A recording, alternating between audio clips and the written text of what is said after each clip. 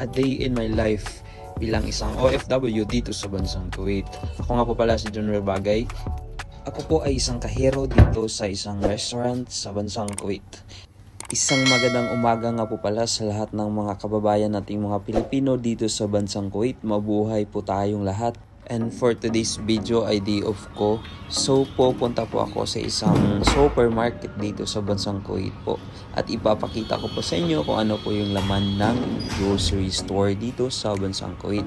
At bibili po ako ng pagkain ko na budget sa isang buwan na sapat na po para sa atin. Yun na nga po, pababa na po ako sa aming accommodation. Nasa first floor lang po kami kaya hindi na po ako nag-elevator. Tara, yan po ang lalabas ng aming accommodation. At sobrang madami pong mga sasakyan na nakapark dito sa labas ng aming accommodations. At yun na nga po sa paglalakad ko. May nakita po ko itong mga mahabang mga sasakyan na hindi ko alam kung ano yung tawag nito. Huy! Baka general yan. Sa lahat nga po pala ng mga nanonood dyan ng mga baguhan po, paki-follow po ng aking FB page, Junior Bagay Vlog, at paki-visit na din po ng aking YouTube channel, Junior Bagay Vlog po, at maraming salamat po sa mag-follow at pag-subscribe ng aking channel po. Yan na nga po, patuloy na nga po tayong naglalakad papunta doon sa Hypernesto.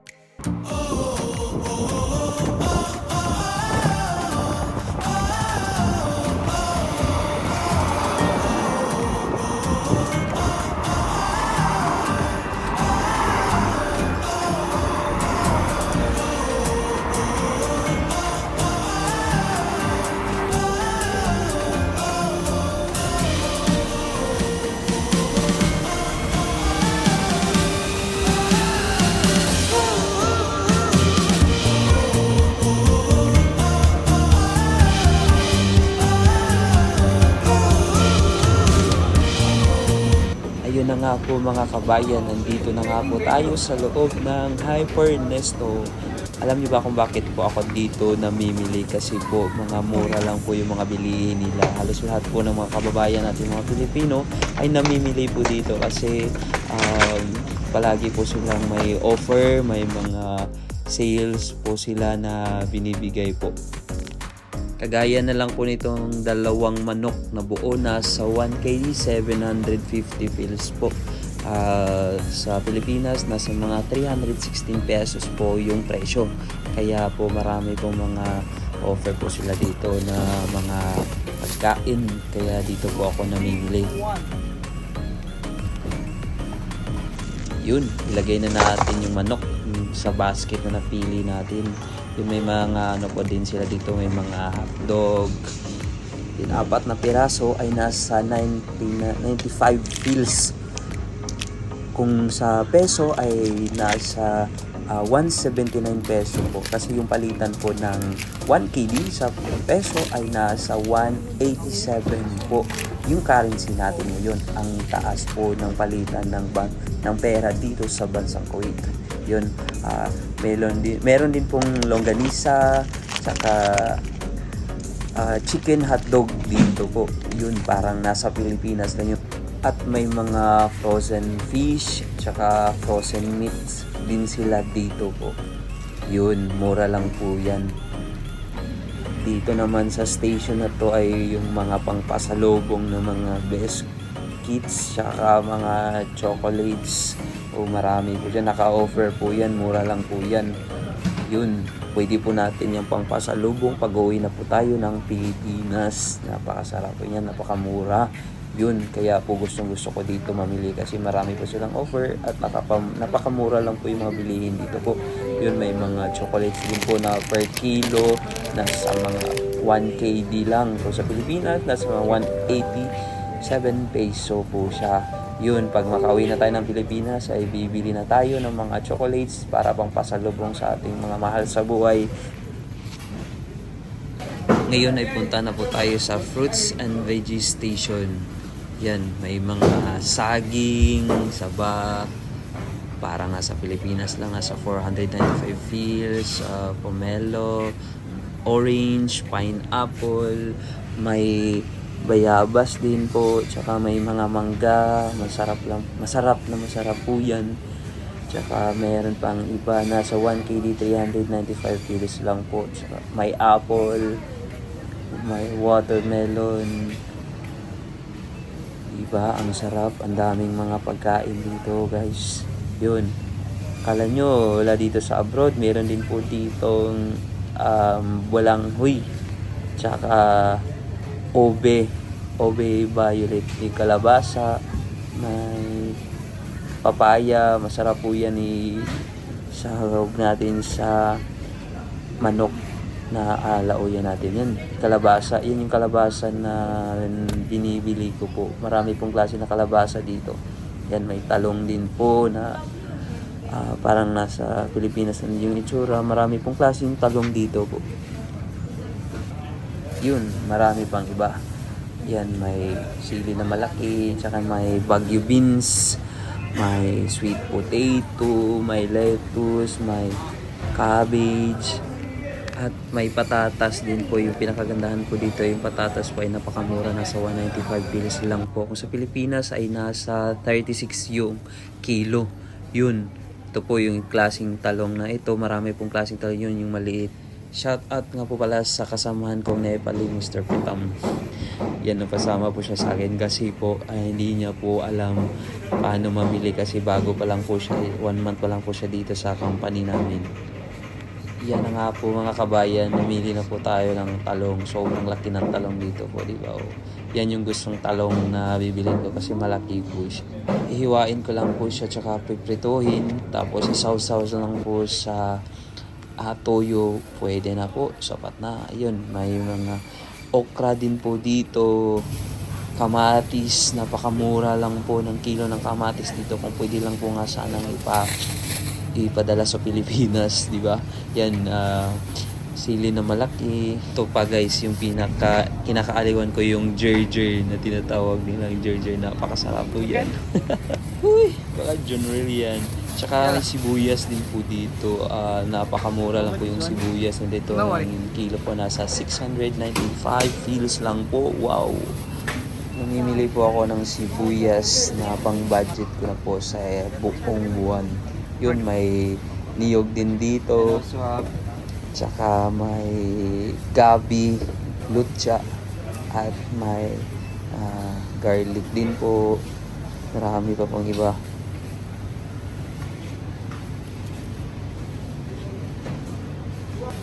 Yun, patimbang na natin.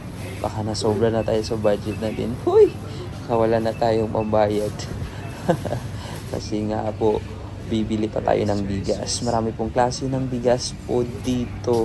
May basmati rice, may royal umbrella rice po dito. At saka, marami pang iba. Yun na nga, nakakuha na nga tayo ng bigas na nasa 10 kilos po. Budget na po yan sa isang buwan. Ngayong buwan nga po pala ay namili na po kami ng pang sariling pang pagkain namin, pang food allowance namin sa buong buwan. Kasi po wala na po kaming free meals. Binigay na po sa amin yung food allowance namin na kami na po yung bibili. Kami na po yung gagastos. Kami na po yung budget sa loob ng isang buwan po. Kasi po hindi na po magbibigay ng free meal si company sa amin. Binigay na po sa amin yung food allowance namin. Mas mabuti na din po kasi kami na po yung makakapili kung ano po yung gusto namin kainin. Yun. Ito nga po pala yung kinuha ko ay pinaka-paborito ko po, pinaka-gusto ko po sa lahat, yung laban. Napakasarap po. Tas po siya na medyo maasim-asim po, napaka-healthy. Yung laban po, yung laban na yung paglalaban ka po, huy, baka general yan. Ayan na guys, andito na nga tayo sa counter. Ito po yung pinakakatakutan ko, baka ma-short po tayo sa budget. Kasi po yung budget ko po nasa mga 10KD lang po yung budget ko sa groceries ko po. Yun, okay naman. I-convert natin sa peso, nasa mga 1,870 lang po. Tapos na nga po tayo mag-grocery. Daan muna tayo dito sa big shop. Napakadaming mga tinapay na nakakalat po dyan, na naka-display. Napakasarap po yan. Nakaka-cover po siya ng plastic. Baka may dadapo po na langaw. Ang pinaka gusto ko po dito sa kanila yung napakalaking tinapay na napakamura lang, na sa mga 50 pills yan, minikos-mikos na ni Insan, pinapakita pa talaga niya kung gaano kalaki yun. Huy! Baka Junrel yan. Yan, mikos-mikos na yan Insan. Yan. Give me how much? This is 50 or 100, bro? It's 100. 100. Yeah, that one is 100. Oh yeah. Where's my wallet? Huh? This bro. You buy bread? Yeah, bread is very big like your wings. Only 50 pills only. Yeah. Yan, tapos na nga tayo ng grocery. Yan, dito na tayo sa bahay. Huy! Baka vloggers yan.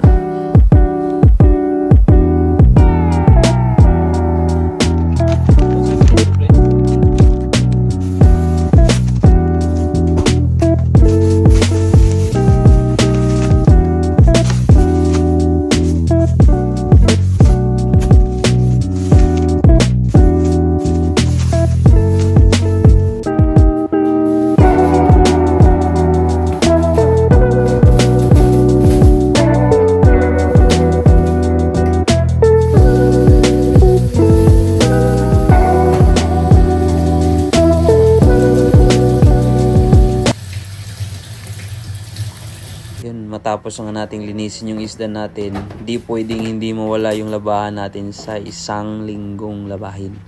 Yan, bago tayo magluto, ay maglalaba muna tayo. Hayaan lang natin dyan na nakaikot. Paikot na natin yung labahin natin. Kasi nga po, day off ko nga po ngayon, ay isang bultuhan lang po yung paglalaba ko. Pag day off lang po, ako naglalaba. Yun, ganito po ako maglilinis ng lutuan namin. Nilalagyan ko muna ng sabon, tsaka ginagamitan ko ng sponge, tsaka nilalagyan ko din ng sabon yung tiles namin para malinis po. Yun Uy, ba, Junrel yan. Yun, pagkatapos nating maglinis doon sa kusina, dito naman tayo sa labas. At natapos na nga yung labahin natin, isapay muna natin dito sa labas. Yan, simulan na natin magluto. Welcome to my vlog. Yun Yun, hiwain na natin yung nabili nating talong.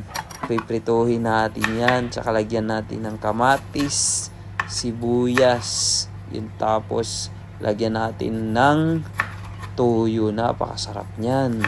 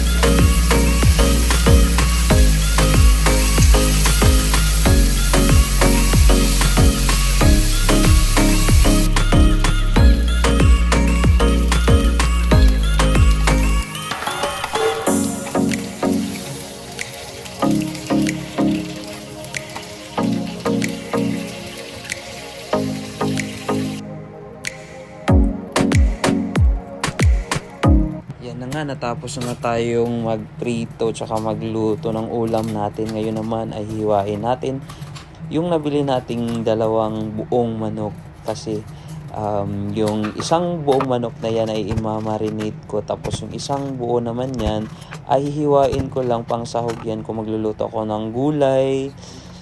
Tapos yung isang buong manok naman ay nilagyan ko ng sibuyas, tsaka bawang, tsaka paminta. Pang marinate ko yan. Lalagay ko lang yan dyan. Ibababad ko lang. Lagyan ko ng konting tuyo para medyo malasa naman. At lagyan natin ng pangpalasa. Yun Baka Junrel yan. Yung budget na yan po ay budget ko na yan sa isang buwan. Kukuha lang ako ng konti, magpiprito lang ako kung gusto ko pong magluto. Tsaka yung isa naman yan, ipangsahog ko lang kung magluluto ako ng gulay. Kukuha lang ako ng konti, isahog ko lang. Yun, di ba? Ganun lang ang buhay OFW, dapat madiskarte. Huwag puro arte. Yan na nga, ilagay na natin sa ref para lumamig na siya at hindi masira.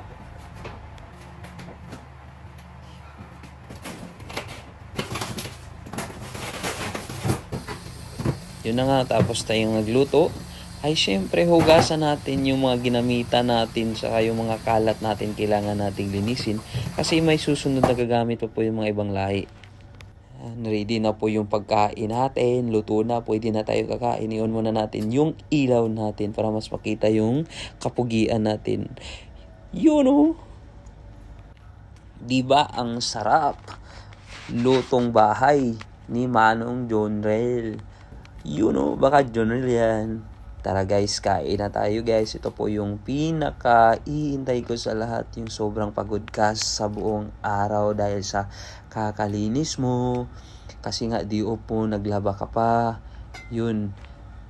Alam niyo ba guys, yung pinakamalungkot sa lahat sa aming mga buhay OFW, yung kakain ka na mag-isa, na wala kang kausap, kundi sarili mo lang. Yan yung pinakamalungkot sa buhay naming mga OFW. Yung wala kang magawa, kundi kakain ka na lang ng mag-isa. Aliwin mo yung sarili mo. Kasi hindi naman pwedeng hindi ka kakain.